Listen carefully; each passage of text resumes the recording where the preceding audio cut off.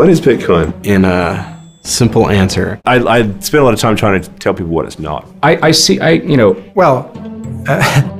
Bitcoin is this digital token at the simplest level, and blockchain is the database on which all the information about Bitcoin is stored. Bitcoin is a system for managing monetary payments between a peer-to-peer network of people. And they do this by putting together a ledger that's called a blockchain. It's essentially like a bank ledger, except instead of just the bank keeping it, everybody involved keeps it, so that everybody can look and make sure that everybody else is being honest. The blockchain is essentially an Excel file in the cloud with one column.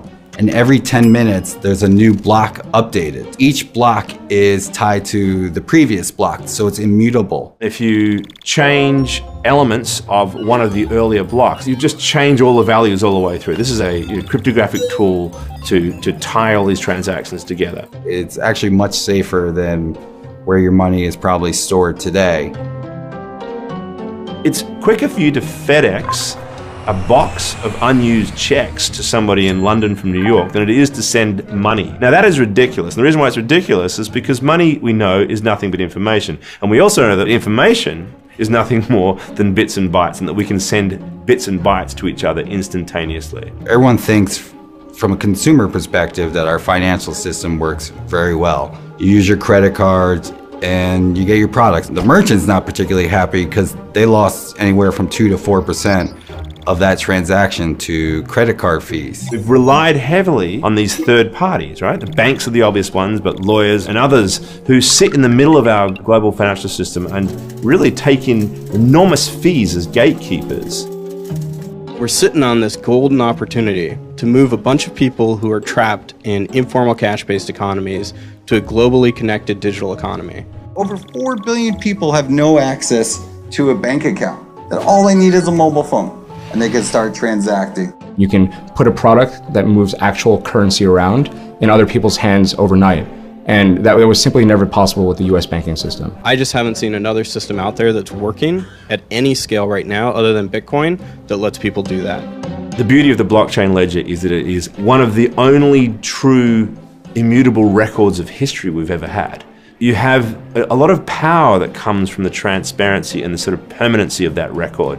So there's a notion that we could create much more reliable registries, and with that we could give greater confidence to lenders and to people participating in transactions that their assets are indeed theirs, and hopefully therefore unlock a lot of the financial services the rest of us take for granted. The hotel industry. Putting hotel rooms on a blockchain so that aggregators like Kayak, Expedia, etc.